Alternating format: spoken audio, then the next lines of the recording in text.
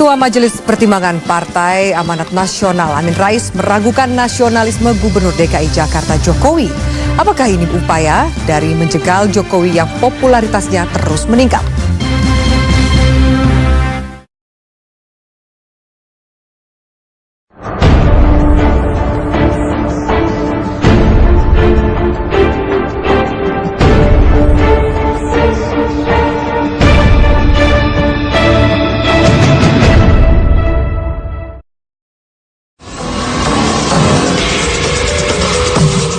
Saya tidak mikir.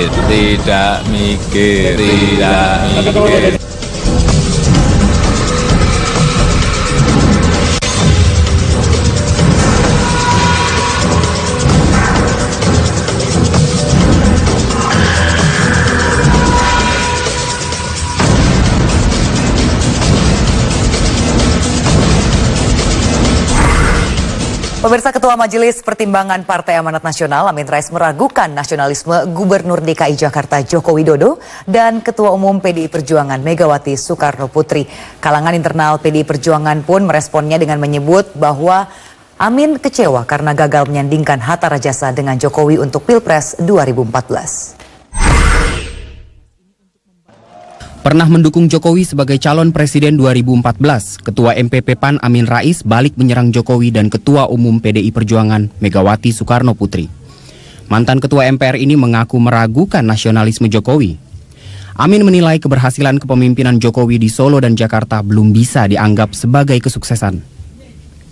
Berbagai macam alasan pun dilontarkan Amin, yang kini meminta Jokowi untuk tidak maju di Pilpres 2014.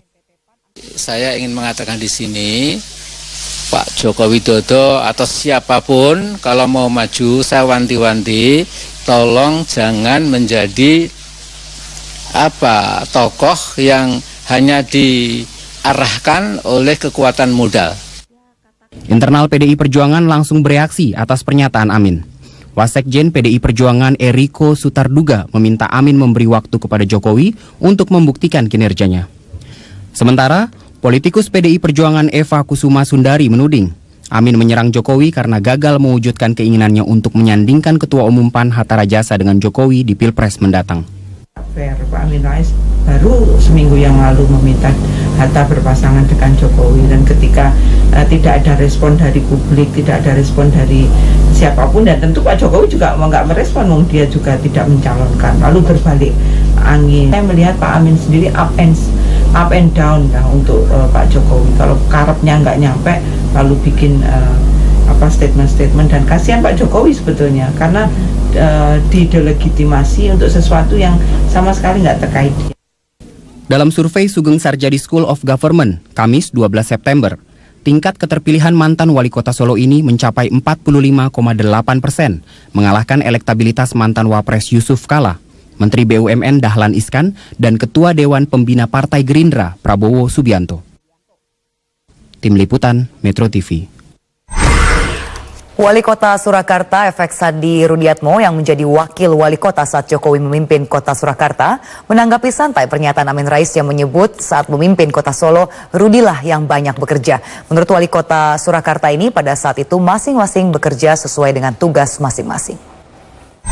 Enggak lah, kita dua-duanya bekerja, kan Pak Jokowi sebagai wali kota pengambil kebijakan, dan saya sebagai wakil punya peran dan fungsi masing-masing sebagai pembina dan pengawasan.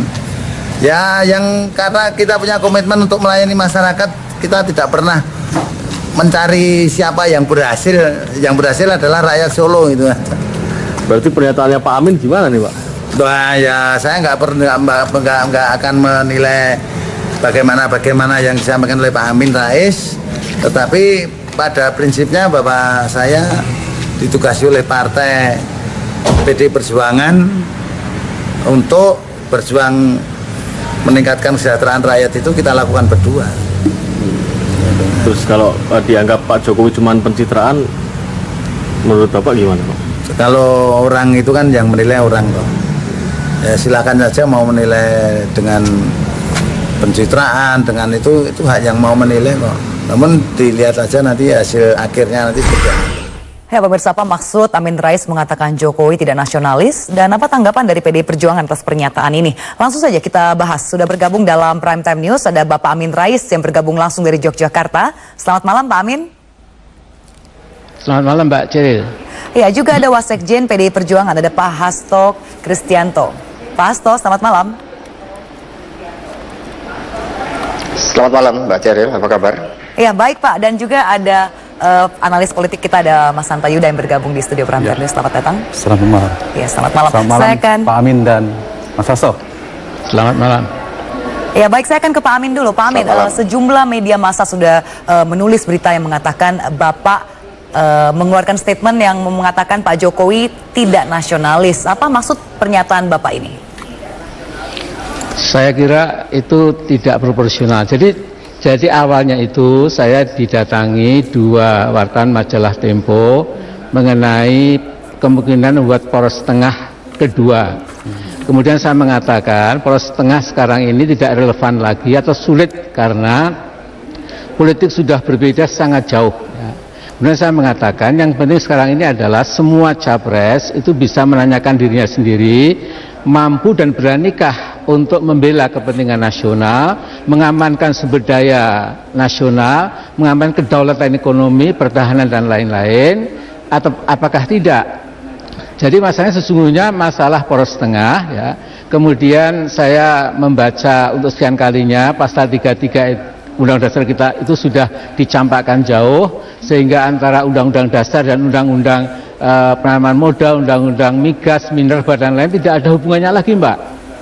Nah karena itu saya mengatakan kita harus melakukan reorientasi terutama pada para capres yang mau maju. Saya tidak mengatakan Mas Joko Widodo nasionalis, tidak sama sekali ya. Jadi bisa dicek ulang itu. Nah kemudian memang mengatakan Pak Amin siapa kalau begitu. Saya mengatakan daripada kita bicara siapa, mengapa kita tidak duduk bersama membuat parameter apa yang dibutuhkan bangsa besar ini. Bahkan saya mengatakan sebelum Mas Taufik Kimas meninggal itu pernah bertemu saya bertemu beliau di suatu kesempatan. Alangkah baiknya kalau tokoh-tokoh bangsa juga senior yang masih hidup sekarang ini seperti Pak Tri, Pak Habibie dan lain-lain itu duduk kemudian membuat semacam agenda yang mendesak apa saja. Nah, kemudian di situ akan kelihatan tokoh-tokoh yang akan maju. Memang saya mengatakan jangan sampai demokrasi kita itu seperti demokrasi Amerika dan lain-lain, demokrasi jadi-jadian. Karena apa? Yang terjadi adalah pemilik modal, penguasa kaum kapitalisme itu melakukan kooptasi atau mencengkeram kekuasaan politik, sehingga yang penting kepentingan mereka tersalurkan, kepentingan rakyat banyak itu bisa terjajar, bisa tidak terawat. Ini terjadi di Amerika yang katanya jagoan demokrasi, padahal Amerika itu kiblat kita. Oke, baik, jadi saya wanti-wanti Pak Jokowi ini sebenarnya by in passing ya. Baik, tapi di sini berarti intinya Bapak menyangkal pemberitaan media yang mengatakan bahwa Bapak menuding Pak Jokowi tidak nasionalis. Saya tidak pernah mengatakan kalau itu bisa satu kalimat direkam oleh majalah Tempo, ya tentu saya akan melakukan jalan kaki ke Solo pulang balik lah ya. Jogja, Solo, sudah Solo. Ya, Pak Hasto. Sama sekali tidak pernah ada itu. Itu kesimpulan. Ya. Iya, baik. Pak Hasto, saya akan ke Pak Hasto. Sekarang Pak Hasto juga sudah terlanjur mengeluarkan pernyataan yang bereaksi atas informasi yang mengatakan Pak Amin ini menuding Pak Jokowi tidak nasionalis. Saat ini ada Pak Amin, ada yang ingin Anda sampaikan langsung kepada Pak Amin Rais? Ya, terima kasih. Bagi kami yang harus dilihat di dalam berpolitik itu adalah bagaimana kita membangun politik yang berkeadaban, sebagaimana kami selalu diarahkan oleh Ibu Megawati Soekarno Putri. Tentu saja kami menghormati klarifikasi yang dilakukan oleh Bapak Amin Rais tadi, apalagi itu juga dalam satu konteks bagaimana kepemimpinan ke depan itu untuk mewujudkan kembali Indonesia yang berdaulat di bidang politik, dan yang tadi secara khusus bagaimana kita berdikari di bidang ekonomi untuk tidak lagi dikendalikan kepada para pemegang modal. Itulah yang selama ini kami jalankan. Kalau memang Pak Amin Rais sangat concern terhadap masalah tersebut, tentu saja kami merasa punya mitra juga di DPR, mengingat pada saat pembahasan undang-undang penanaman modal, undang-undang free trade zone misalnya, itu justru sikap yang disampaikan oleh fraksi PAN itu bertolak belakang dengan apa yang disampaikan oleh Pak Amin Rais. Tentu saja kami juga masih ingat ketika awal reformasi bagaimana Pak Amin saat itu juga sempat memwacanakan ya suatu konsepsi negara federal misalnya. Sehingga ya tentu saja di satu sisi kami menerima klarifikasi Pak Amin, tapi di sisi lain kami juga memahami bagaimana yang Pak Amin sering menyampaikan hal yang sifatnya kontroversial itu. Oke, baik Pak Hasto. Sebelum Pak Amin menanggapi pernyataan Pak Hasto, saya akan ke Mas Hanta dulu. Ya. Mas Hanta, memang akhirnya dibantah dan diklarifikasikan kembali oleh Pak Amin. Tapi di sini PDI juga sudah mengeluarkan pernyataan yang akhirnya membuka luka-luka lama perjalanan sejarah kita. Tadi dikatakan oleh Pak Hasto, di mana fraksi PAN yang juga tidak membantah ketika ada amandemen free trade zone misalnya. Nah ini sebenarnya dinamika politik apa ini? Ini sepertinya masih berputar antara dengan isu Pak Jokowi ya? Ya, dinamika ini kalau saya menilai positif justru. Kita harus bergeser dinamika politik kita, pertarungan itu bergeser ke pertarungan gagasan, ide, platform politik, dan terlepas persoalan yang diklarifikasi oleh Pak Amin, saya dalam poin ini positif. Jadi PDIP harusnya membuat platform politik sebelum bicara Jokowinya. Kira-kira kalau Jokowi berkuasa, itu seperti apa kira-kira gambaran pemerintahan ke depan. Begitu juga Pak Hatta Rajasa dengan PAN-nya. Itu poin satu. Yang kedua, kalaupun, tapi sudah diklarifikasi oleh Pak Amin, katakanlah benar beberapa poin itu juga tidak semuanya negatif. Jadi seorang pemimpin itu harus dibedah, tanda petik dikuliti juga. Tetapi dengan data-data, jadi kita ada pertolongan, harus ada pengimbangan. Jadi statement disampaikan oleh Pak Amin, seandainya benar pun, saya kira tidak negatif semuanya, karena itu justru mengimbangi informasi publik tentang Jokowi kepada publik. Ada hal-hal positif, tetapi ada beberapa catatan yang juga Pak Hasto bisa mengklarifikasi balik. Jadi poin ini yang saya kira menjadi hal yang justru tidak negatif ya menurut saya. Satu itu. Tetapi yang kedua, partai politik juga membutuhkan strategi komunikasi politik. Ini yang juga harus hati-hati. Ujung-ujungnya, bicara politik kita di konteks politik elektoral hari ini adalah persepsi publik. Jadi bisa jadi apa dikonstruksi oleh strategi komunikasi politik dari seorang tokoh politik akan berimbas terhadap katakanlah opini, sentimen positif atau negatif publik terhadap partainya, terhadap kandidat dan sebagainya. Jadi saya bergeser, saya setuju kalau diskusinya bergeser pada diskusi yang lebih substansial. Itu tidak ada hal yang negatif sebenarnya dalam dinamika antara statement disampaikan oleh Pak Amin. Kalau meskipun Pak Amin mengatakan itu kesimpulan dari media, tapi Pak Hasto juga menyampaikan itu, tapi dengan segala konsekuensinya tentunya. Tadi kalau yang dikatakan Pak Amin mengenai poros tengah dan sepertinya kondisi sudah berbeda sehingga agak sulit untuk membentuk poros tengah. Saya kira itu dinamika politik ya. Kalau saya membaca mungkin saja sebenarnya, mungkin saya sedikit berbeda dengan Pak Amin. Mungkin saja kalau kemudian ada poros yang sudah dibangun oleh Jokowi, kemudian ada poros lagi, katakan Jokowi atau apa, kemudian partai-partai Islam berbasis masa Islam kemudian tidak seperti 2009 semuanya mendukung Pak SBY, tapi dia membuat poros sendiri juga mungkin saja. Tetapi dinamika ini juga bisa dibaca dalam konteks konstelasi politik. Kalau saya membaca misalnya kita tahu tracking hasil survei terakhir itu tembus di 30% Jokowi. Frekuensi pemberitaan Jokowi sangat kuat sekali. Terakhir ada Rakernas, sinyal kuat dari Ibu Mega, kemudian Ketua DPP-nya Pak Jarod Saiful Hidayat, kalau tidak salah satu kriterianya harus kepala daerah dan seterusnya. Jadi kira-kira sekarang ini ada dinamika yang kuat di PDIP, bisa dikatakan Jokowi sebagai kandidat kuat. Nah, kemudian ada strategi politik dari lawan politik, katakanlah sebelumnya ada Gerindra ya mengatakan menagih komitmen Jokowi. Nah, kalau itu dibaca bagian dari strategi konstelasi politik juga bisa-bisa saja. Dan akhirnya penilai yang menjadi juri dalam konteks demokrasi kita hari ini adalah publik. Bagaimana persepsi itu, dan media dan kita semua saya kira bagian dari menyampaikan informasi dan pendidikan politik itu. Baik, saya akan kembali ke Pak Amin. Pak Amin, pertanggal 29 Juli Bapak sempat menyatakan bahwa mungkin saja jika Jokowi atau Prabowo bersanding dengan Hatta Rajasa dari PAN, Ketua Umum Anda. Saat ini bagaimana pandangan Bapak dengan semakin menguatnya animo publik dengan pencalonan Jokowi sebagai presiden, calon presiden? Bagaimana tanggapan Pak Amin? Ya, tapi sebelum itu saya ingin sedikit menambah klarifikasi, yaitu saya itu pernah dengan Mas Prabowo diundang di forum PDIP, teman-teman fraksi plus beberapa anggota yang lain. Dan waktu itu juga datang Mbak Puan, ya, Mbak Mega tidak datang. Kira-kira setengah yang lalu, saya sampai mendemonstrasikan dengan body language yang sangat ekstrim, Undang-undang dasar itu sampai saya banting, ya inilah yang kita lakukan. Undang dasar kita lempar ke tempat yang jauh, kemudian kita lakukan tidak ada hubungannya, disconnected sama sekali dengan undang dasar itu. Nah, di waktu itu saya sangat jelas sekali sikap saya itu, dan saya merindukan Mas Hasto dan saya pun, tolong hari ini penting sekali, saya akan dengan ikhlas dengan datang, mari kita berdialog, ya siapapun diundang untuk memberikan masukan, karena negeri kita ini tidak bisa dipertaruhkan secara kurang sungguh-sungguh, siapapun yang menjadi asal, ya dasarnya undang-undang kita pegang, kemudian kekuatan ekonomi kita tegakkan, sumber daya alam betul-betul kita proteksi, kemakmuran untuk rakyat juga untuk konglomerat atau untuk korporat-korporat. Insya Allah Mas, saya terbuka. I belong to you, you belong to the nation. Ya, kita adalah anak bangsa. Saya akan datang. Silahkan, kapan saja saya akan datang. Bapak belum menjawab dengan jelas. Jadi sebenarnya bagaimana respon Bapak dengan isu pencapresan Waktu Jokowi? itu begini, waktu itu teman-teman mengatakan, Pak Amin jangan terlalu jadi idealis. Kadang-kadang kita juga realis. Sekarang ini yang paling ngetop itu dulu Mas Prabowo, unstoppable, kemudian sekarang ada eclipse sedikit gerhana, kemudian Pak Jokowi. Ya. Jadilah seorang realis Pak Amin. Nah, waktu itu saya mengatakan, kalau memang seperti itu, bisa kita harapkan andai kata Jokowi Hatta, itu Jokowi seperti Bung Karno-nya, ya, yang bisa menjadi solidarity making, yang bisa menggerakkan karena rakyat percaya.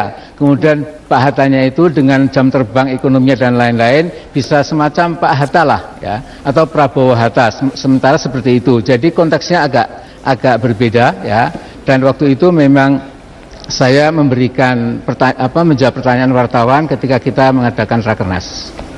Baik, Pak Hasto, ada yang ingin ditanggapi dengan pernyataan Pak Amin tadi?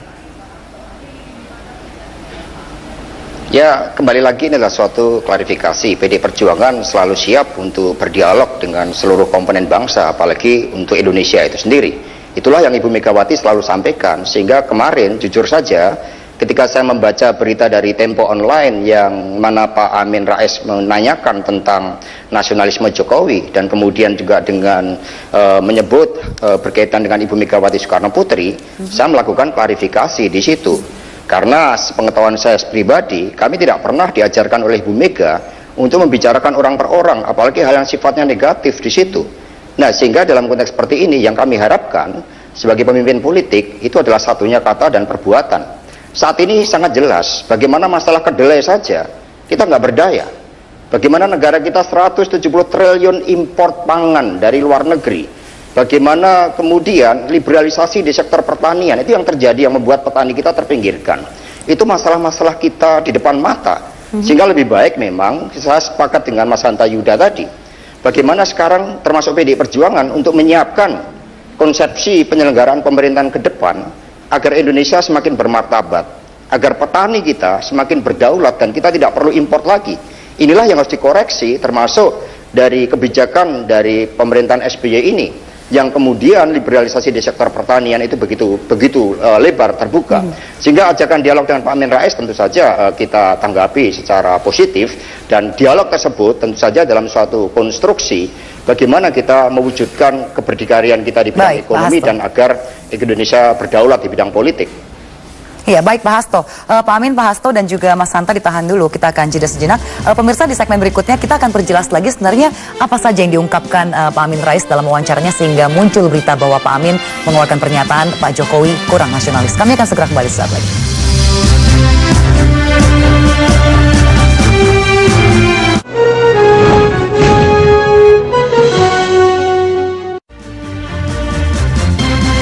Gubernur DKI Jakarta Joko Widodo mengaku ia mendapat tekanan dari sejumlah pihak untuk tetap fokus bekerja di Jakarta. Ia juga enggan mengomentari hasil sejumlah lembaga survei tentang elektabilitasnya yang begitu tinggi.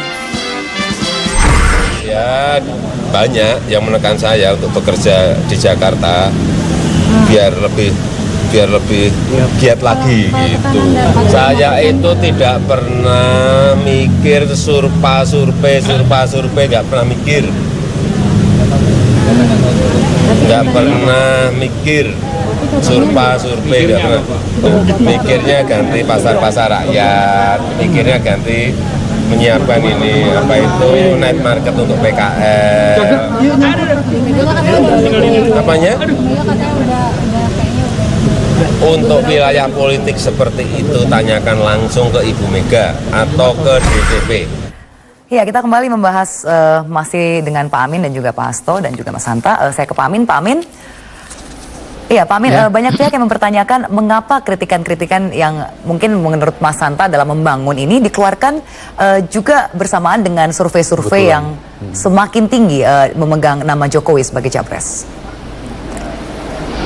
Mbak, menurut saya kritikan itu saya kira selama tidak menyerang dalam arti karakter assassination kemudian menyerang pribadi, saya kira baik-baik saja. Ya, ini negara yang terbuka, demokratis gitu. Bahkan kritik-kritik yang bagus itu kalau memang bisa memperbaiki dan untuk membuat perspektif negeri ini lebih bagus, why not ya.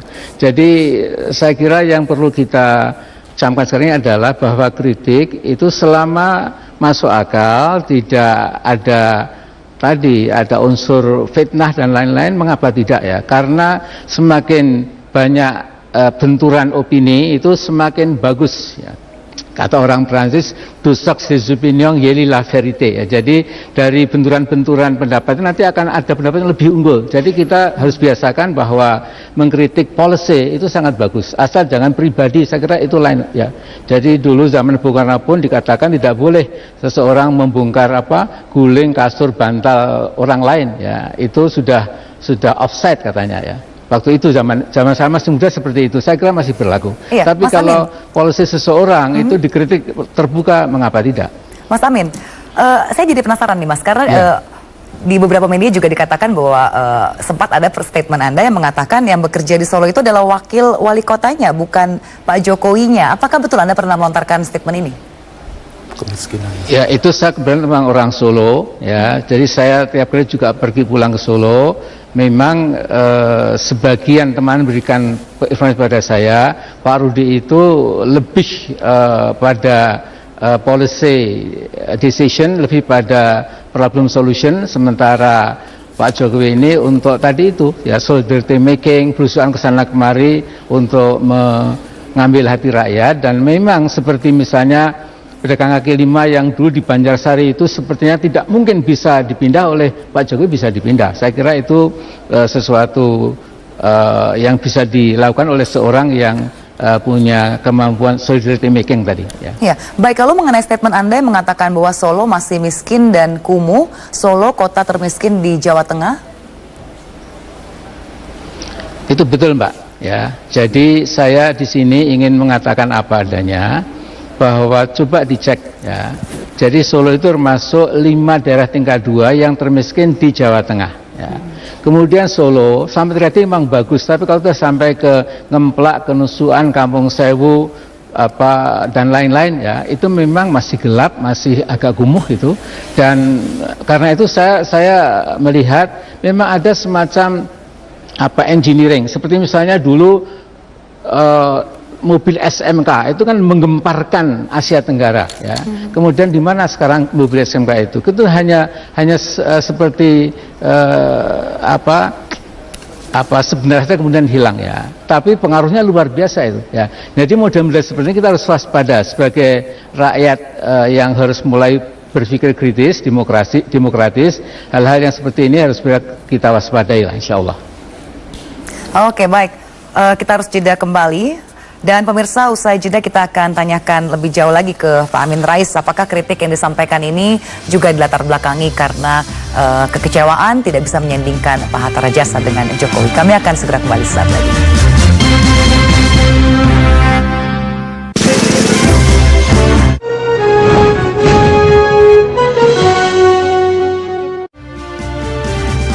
Kembali di Prime Time News, Mas Hanta, bagaimana Anda melihat jawaban-jawaban dari Pak Amin Rais tadi? Di awal dia mengatakan bahwa tidak betul ada perkataan Pak Jokowi tidak nasionalis, tapi memang beliau juga mengakui ada beberapa statement yang mengkritisi pola kepemimpinan Jokowi. Dan begini, saya berangkat dari ini. 98 kita tahu ada nama tokoh kaliber Pak Amin ya, sedang di puncak opini publik. Kalau ada Pilpres 1999 mungkin Pak Amin pemenangnya. Kemudian 2003, 2004 sampai 2009 itu Pak SBY di puncak. Pasca 2009 sampai 2012 itu selalu Prabowo di puncak, dan hari ini Jokowi.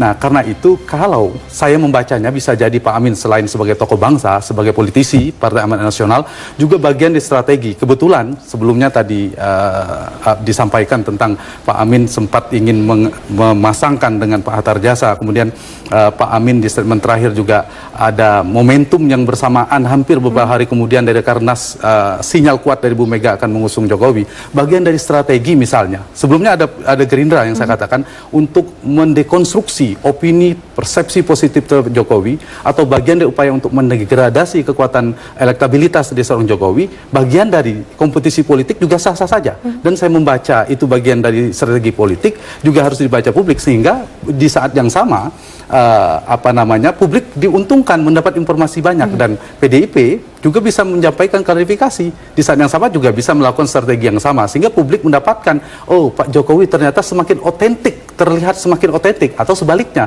otentisitas Pak Jokowi harus diuji juga dalam dinamika seperti ini. Karena itu menarik kalau misalnya kemudian Pak Amin melanjutkan dengan wacana poros tengah kembali, ketemu Pak Anies Mata, ketemu Pak Hatta Rajasa, bertemu Surya Dharma Ali, ketemu Muhaimin Iskandar, membangun poros baru, juga itu dinamis. Seberapa besar kekuatan poros tengah kalau memang itu akan dilakukan? Pak Amin punya track record, kingmaker ya, pernah memenangkan Gus Dur pada saat itu, tetapi itu konstelasi di parlemen, meskipun ini di Pilpres, tapi strategi politik itu layak saya kira untuk mengukur kekuatan partai-partai Islam berbasis masa Islam. Kalau undang-undang Pilpres belum direvisi 20% memang agak sulit, tetapi kan ini akan dinamis, bisa jadi akan berkoalisi dengan salah satu kekuatan politik. Tapi poin yang ingin saya katakan adalah publik harusnya diuntungkan dengan mendapatkan informasi yang seimbang tentang Jokowi, yang agar tidak menjadi positif saja yang diinformasikan. Yang kalau kampanye negatif kan boleh, kampanye hitam yang kita tidak boleh, ada fitnah dalam istilah Pak Amin, kita tidak setuju. Tapi kalau membuka seperti ini loh, kebetulan memang Mas Jokowi juga didukung oleh wakil gubernur dan wakil wali kota yang memang bagus ya, kedua orang ini, sehingga kita akan mendapat informasi yang bagus saya kira. Jadi kedua-duanya tidak perlu ada yang disalahkan dalam konteks dinamika politik. Lagi-lagi saya membaca ini bagian dari pendidikan publik dan strategi. Berarti justru sebenarnya kita menunggu jawaban PDI ya dengan berbagai kritik ini ya? Iya, dan Mas Hasto saya kira sudah mengkonfirmasi ya, kalau dalam istilah serangan balik juga ke Pak Amin, bagian dari itu. Pak Amin beri catatan juga kalau saya baca menggunakan media misalnya yang saya baca juga ke Ibu Mega ya, kebijakan Ibu Mega. Jadi bukan menyerang pribadi Ibu Mega, tapi kebijakan Ibu Mega ketika menjadi presiden, dan itu mengingatkan kembali kepada publik juga menurut saya harus kita geser ke sana. Jadi secara etika politik pun ini masih elegan-elegan saja. Elegan saja, tidak ke personal, dan Pak Amin tentu harus punya data, tinggal diklarifikasi saja dan publik akan mengolah itu, dan akhirnya politik itu kan persepsi publik, persepsi dibentuk oleh opini publik itu ya seperti ini bagian dari pembentukan opini publik. Baik, Mas dan yang akan menjadi juri adalah masyarakat. Baik, ini juga memperkaya perspektif masyarakat ya. Kita akan kembali usai jeda yang satu ini, kita akan tanyakan bagaimana jawaban dari PDI mendengarkan analisa tadi ini. Kita akan segera kembali saat lagi.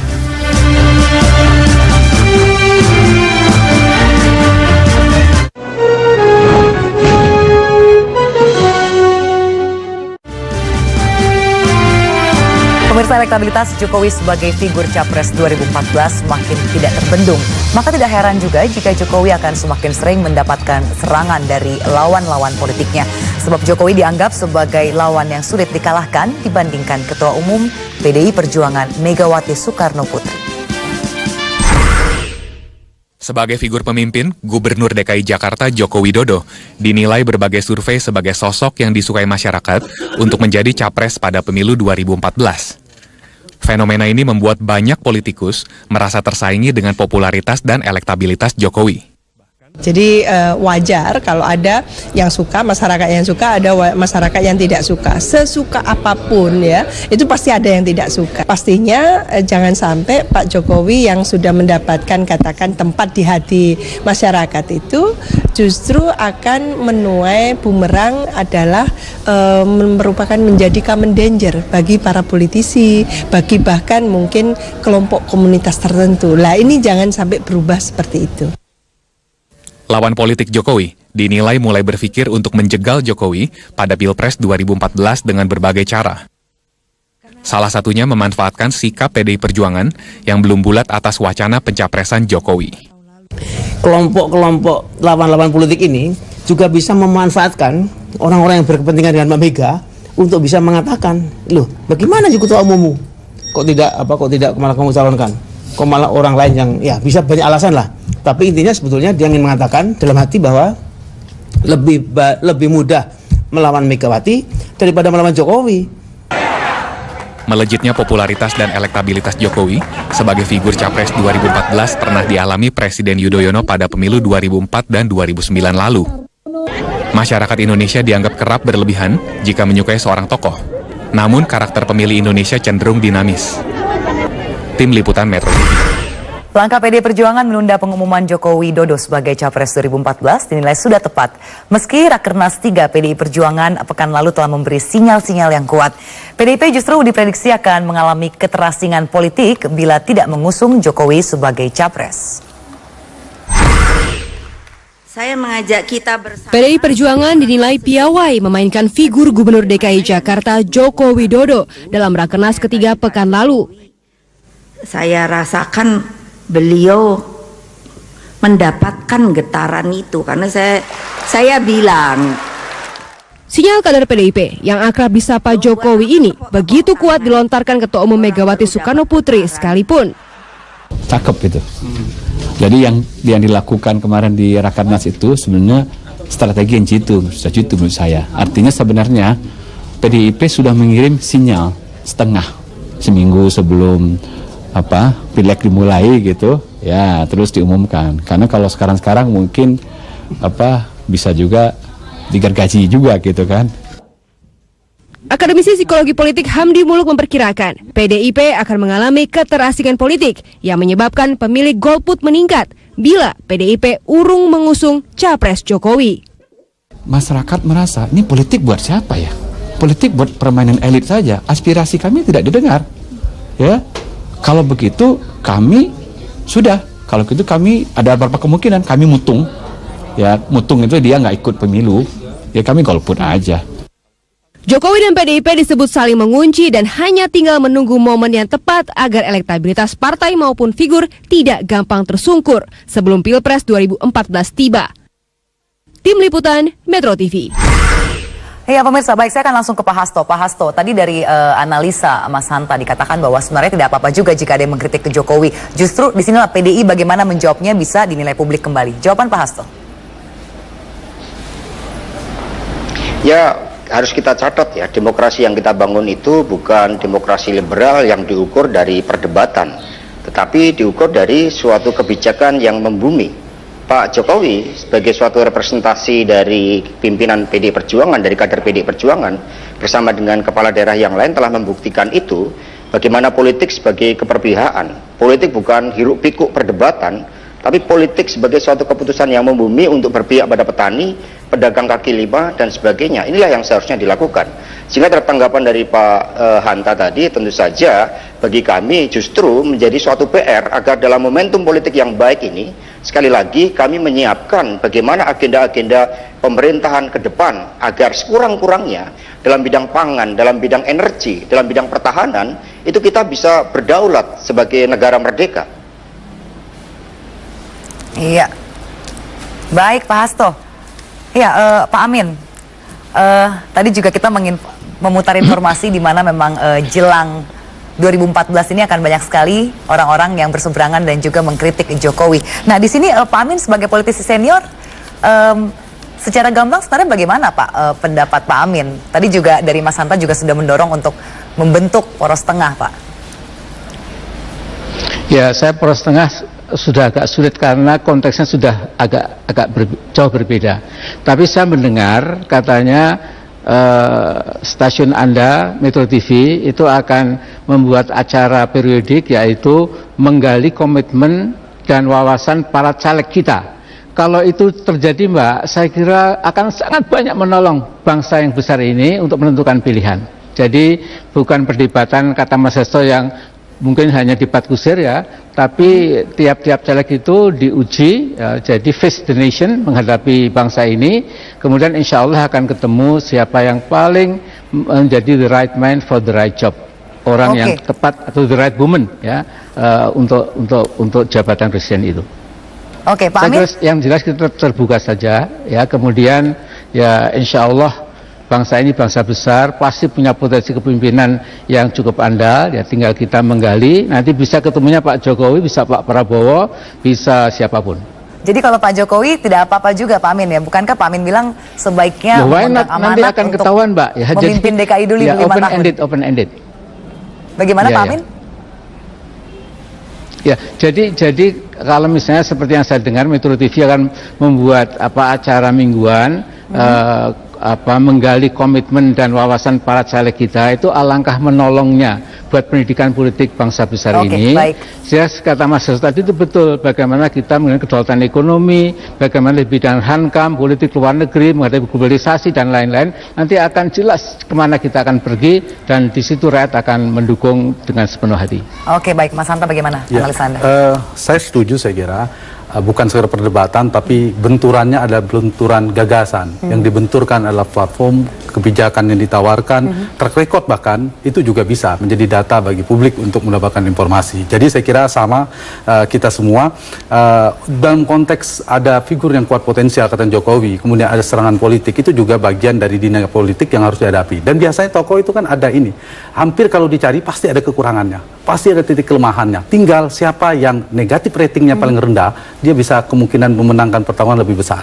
Nah, saya melihat mungkin figur Jokowi salah satu yang bisa untuk itu. Tetapi ada hal lain yang juga, saya setuju juga dengan Pak Amin maupun Mas Hasto, mereka disediakan panggung yang diuji kompetensinya, diuji kapabilitasnya, dan lalu itu menjadi informasi agar pemilih memilih tidak hanya sekedar aspek popularitas, misalnya kekuatan kapital misalnya, tetapi juga aspek-aspek personal yang penting tadi, tentang tahu bagaimana integritasnya, bagaimana kapabilitasnya, bagaimana leadership skillnya, dan seterusnya, sehingga kita akan tahu kira-kira kalau Jokowi memimpin seperti apa Indonesia ke depan, kalau besok Prabowo jadi presiden seperti apa Indonesia ke depan, Abu Rizal Bakri seperti apa, semua akan dapat info. Tetapi dalam konteks ini saya membaca lawan politik Jokowi, katakanlah mungkin lebih baik Ibu Mega yang maju ketimbang Pak Jokowi, dan itu bagian dari strategi politik juga. Karena maksudnya akan mempermudah lawan-lawan politik. Kalau paling tidak saya jujur tambahkan dari Mas Hanta Yuda, Mbak Ceril. Silakan Mas Hasto. Silakan Mas Hasto.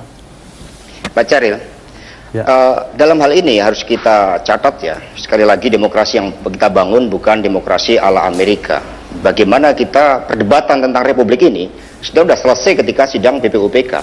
Termasuk tadi banyak sekali yang menyatakan bahwa yang sering dilupakan di PDI Perjuangan antara Ibu Megawati dan Pak Jokowi, demikian pula dengan Ganjar Pranowo, itu semuanya satu sumber, yaitu adalah Bung Karno. Sehingga dalam perspektif seperti ini tidak ada yang namanya suatu rivalitas seperti itu. Sehingga yang terpenting adalah kita tadi melihat tayangan bagaimana anak-anak SMP mereka berkelahi satu sama lain. Ada suatu kerawanan sosial, ada krisis sosial, dan sekarang ditambah dengan krisis ekonomi.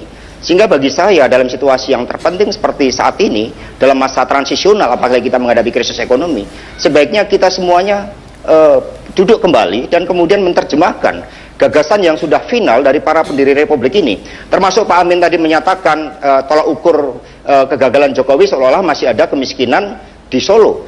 Kita harus lihat bahwa ketika negara ini dibentuk dalam sidang BPUPK, mengapa Bung Karno mengusulkan yang namanya demokrasi yang kita bangun adalah demokrasi politik dan demokrasi ekonomi, di mana seharusnya tidak ada kemiskinan dalam buminya Indonesia merdeka. Itu kan membawa suatu pesan yang sangat kuat, bahwa politik yang ingin kita bangun adalah politik yang berpihak, bukan politik perdebatan tadi. Baik, Mas Hasto, silakan Mas Hanta ditanggapi. Kalau yang itu saya kira setuju ya, soal dasar negara itu bukan, tapi seorang pemimpin harus dibedah kebijakannya seperti apa. Jadi kita tidak hanya menilai belusukannya Jokowi, tapi juga gagasan Jokowi. Itu penting. Justru membantu PDIP, membantu Jokowi juga. Dan sebenarnya sederhana seorang presiden, apa sih visi misinya? Satu aja, menjalankan konstitusi. Bedah saja konstitusi Undang-Undang Dasar itu udah luar biasa, pasal 33-nya, pasal 34-nya, tinggal turunkan kebijakannya seperti apa. Oke, Mas Hasto silakan, ingin tanggapi lagi?